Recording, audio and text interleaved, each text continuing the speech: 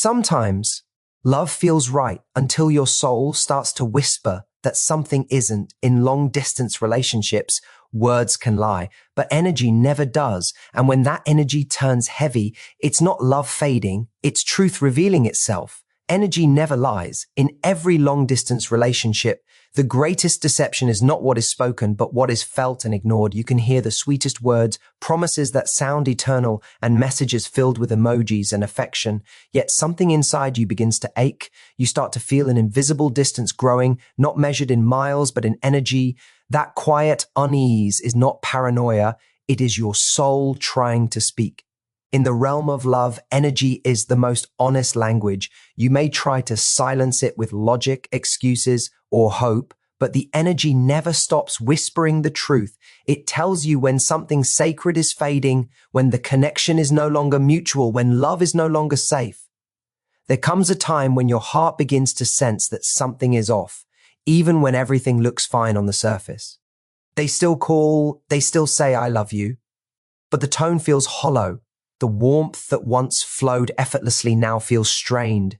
It's as though your spirit reaches out for them and touches only air. That feeling isn't confusion, it's revelation. Because energy carries the truth long before words ever do.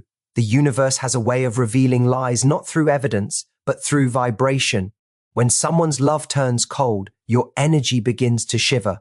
We live in a world that teaches us to listen with our ears, but the deeper truth is that the heart has its own frequency. When you begin to feel anxiety every time their name appears on your phone, when silence begins to hurt more than the words, when you feel drained after every conversation instead of comforted, that is not love. That is your energy trying to escape from something false. You can tell yourself that it's just stress, distance, or misunderstanding, but your energy knows better. It's reading the unseen, the fading care, the hidden resentment, the quiet disconnection. There's a sacred intelligence within you that cannot be fooled. It is the same power that lets flowers turn toward the sun even when they cannot see it. When your heart begins to feel unsafe, when your intuition whispers that something isn't pure, you must honor that voice, because once you begin to doubt your own energy, you start to lose yourself. Many people stay in relationships long after the love has left, clinging to words while ignoring the shift in vibration. They wait for proof, for confession, for clarity, when the truth was already felt long ago.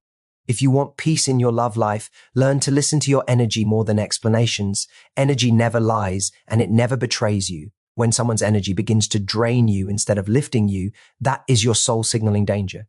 The heart doesn't need distance or deceit. It needs resonance. And when that resonance is gone, when your soul no longer feels seen or heard, it's time to stop chasing words and start trusting what you feel. Because your energy is the most truthful mirror of love. And when it no longer reflects peace, it's time to run. In the beginning, every relationship feels effortless. Words flow, attention feels natural, and connection feels alive. But somewhere along the line, when love begins to lose its sincerity, you start to hear the subtle shift, not in the tone of affection, but in the rise of excuses.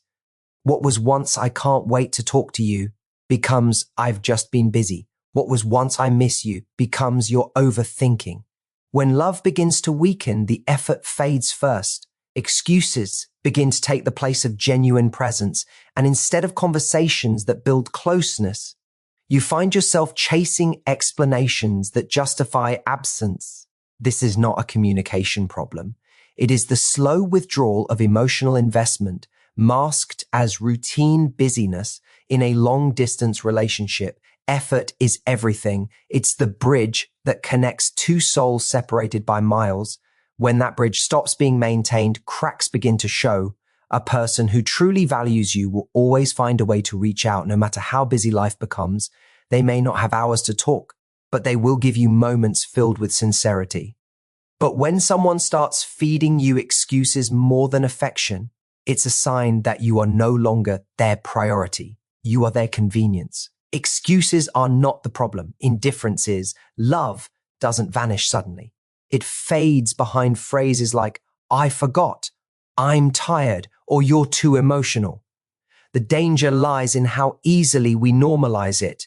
We convince ourselves that it's just a phase, that they're under stress, that distance is the reason. But love, even from afar, thrives on intention. Effort is not about grand gestures. It's about consistency. When that consistency dies, what remains is pretense. You'll feel it in the silence between messages, in the way calls become shorter, in the way their words stop feeling alive. You'll notice how you start doing the emotional labor, always initiating, always understanding, always forgiving, while they simply receive. That imbalance is the beginning of emotional abandonment. What's most painful is that people who pull away rarely admit it. They don't say, "I'm losing interest." Instead, they hide behind the mask of busyness or stress. They give you just enough to keep you hopeful, but never enough to keep you fulfilled. They say things to calm your suspicion, but not to heal your heart. You begin to feel guilty for asking for basic things: time, attention, honesty. When someone starts making you feel guilty for wanting connection, you are no longer in a partnership. You are being managed. Excuses are the language of avoidance. They protect comfort, not connection. A person who still loves you will try. One who doesn't will explain why they can't. So when you start hearing more reasons than reassurance, understand this: you're not hearing love struggling to survive. You're hearing it slowly being replaced by avoidance. Don't wait for them to admit it. Recognize it, honor your intuition, and step away before excuses become your new normal, because genuine love doesn't need to justify its presence. It simply shows up. Distance by itself does not destroy love. The absence of emotional presence does. Two people can be separated by oceans and still feel like they're breathing in the same heartbeat if their connection remains emotionally alive. But when the emotional thread begins to weaken, miles turn into mountains. You start to feel like you're reaching across an empty space where your love used to echo. The texts are still coming, the calls still happen, but the essence behind them is gone. There's a difference between someone communicating and someone connecting. When emotional presence fades, you begin to feel more alone in a relationship than you ever did when you were single. At first, you might ignore the signs. The conversations that used to last hours are now reduced to routine check-ins. The laughter that once came so easily now feels forced. The person who used to notice the smallest changes in your tone no longer senses your sadness. You begin to feel invisible, like your emotions are bouncing off walls instead of being received by a heart that once cared deeply. You start asking yourself, am I asking for too much? But the truth is, you're only asking for what love naturally gives: presence, attention, warmth. When that disappears, it's not neediness. It's a signal that something real has shifted. Emotional presence is what makes a relationship sacred. It's when someone listens not just to your words, but to the silence between them. It's when they reach for your soul, even when they can't reach for your hand. When that sacred connection begins to fade, everything else feels meaningless. You can't replace it with good morning texts or weekend video calls. The heart doesn't crave routine. It craves resonance. And when that resonance is gone, no amount of communication can fill the emptiness. The most painful part is when you begin to feel like you are begging for love that once flowed freely. You send messages not out of joy, but out of fear of being forgotten. You wait for replies like they're signs of oxygen. You replay old conversations to remember how it used to feel. That's not love anymore. That's survival. Love doesn't make you anxious. It makes you peaceful. The moment your connection starts to drain you more than it nourishes you, you must accept that emotional presence has left the room. You deserve a love that feels alive even in silence. You deserve someone whose soul still reaches for you when distance tries to pull you apart. When emotional presence disappears, it's not your cue to fight harder. It's your cue to awaken. Because love is not meant to make you chase, question, or beg. It is meant to make you feel safe, seen, and whole. When the energy between you becomes hollow and your spirit starts to feel empty after every call, it's time to step back. Because when emotional presence fades, love no longer grows. It only echoes. There comes a moment in some relationships when words stop healing and start hurting. When sentences that once brought comfort begin to confuse your heart. Love never seeks to control, but when control creeps in, it disguises itself as care. It hides behind concern, behind reason, behind emotional manipulation that sounds almost logical. You begin to hear phrases like, "You're too sensitive," "You're overreacting," or "You always make things difficult." These words are not innocent.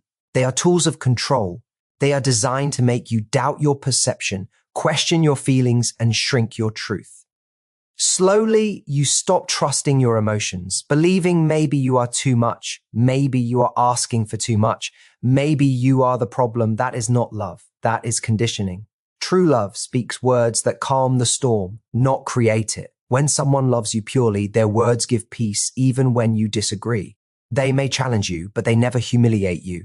They may correct you, but they never crush your spirit. The difference between love and control lies in intention.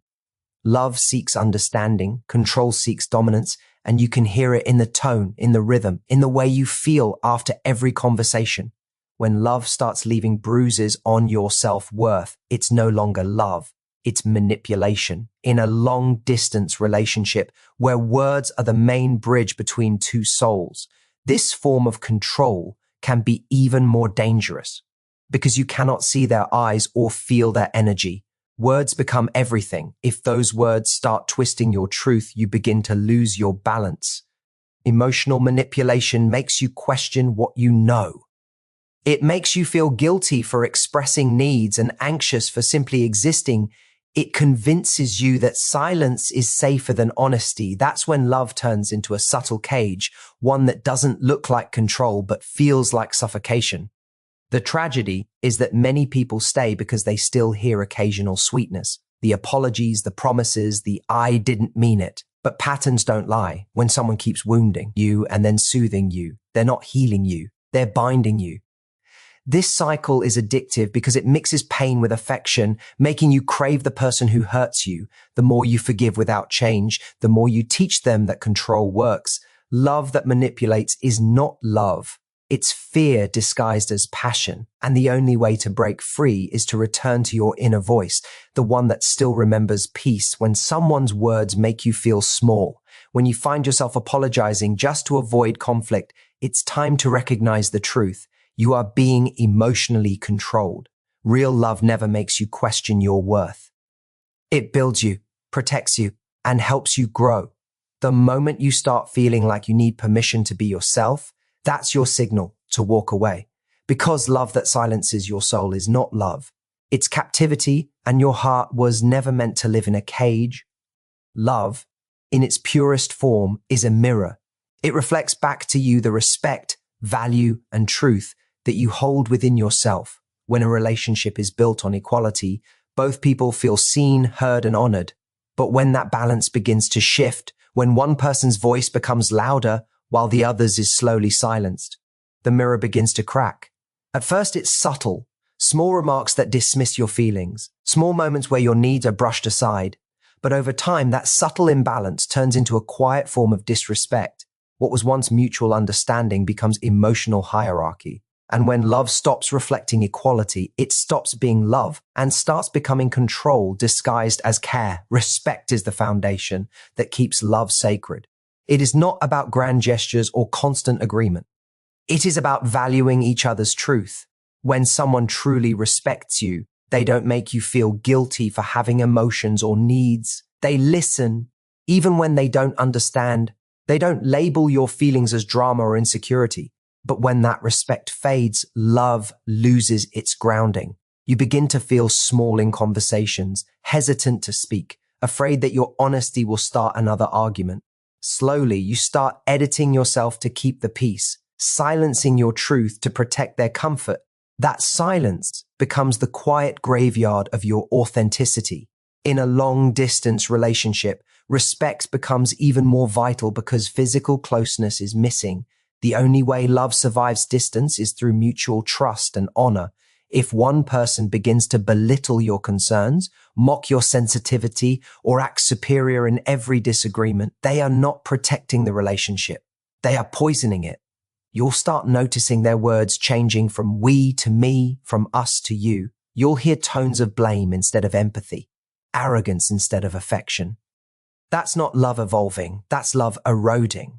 The worst part is how easily we excuse disrespect in the name of love. We tell ourselves they didn't mean it or they were just upset. But repeated disrespect is not an accident, it's a choice, and the more you allow it, the more it grows.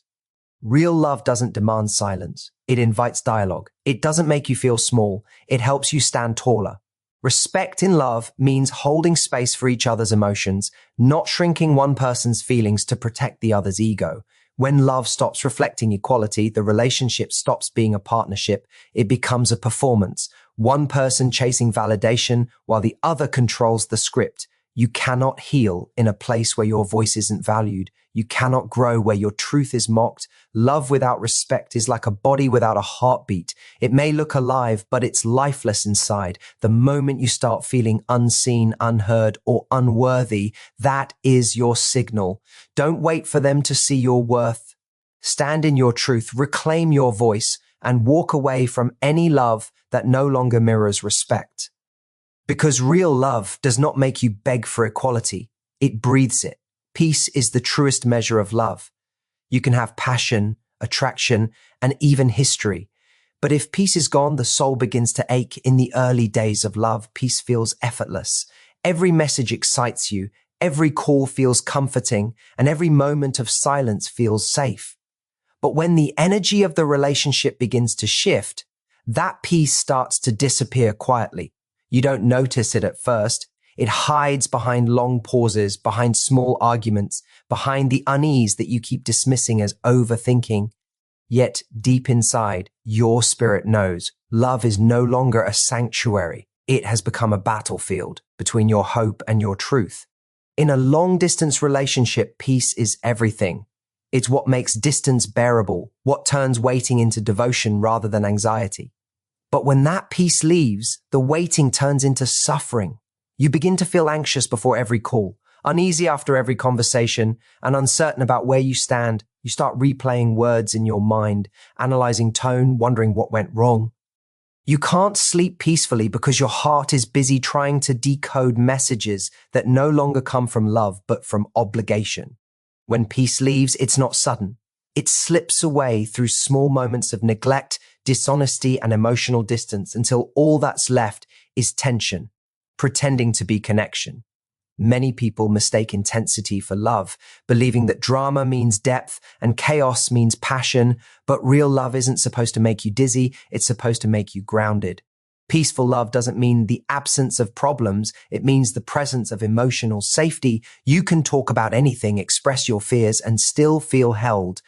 When you lose that safety, every conversation starts to feel like walking on broken glass. One wrong word and everything shatters. That's not love protecting you. That's love warning you to wake up. Peace doesn't scream when it leaves. It whispers. It shows up in your body first. The tightness in your chest, the heaviness before you speak, the tears you hide after pretending to be okay. Your body always knows when your soul is tired of fighting for something that's already over.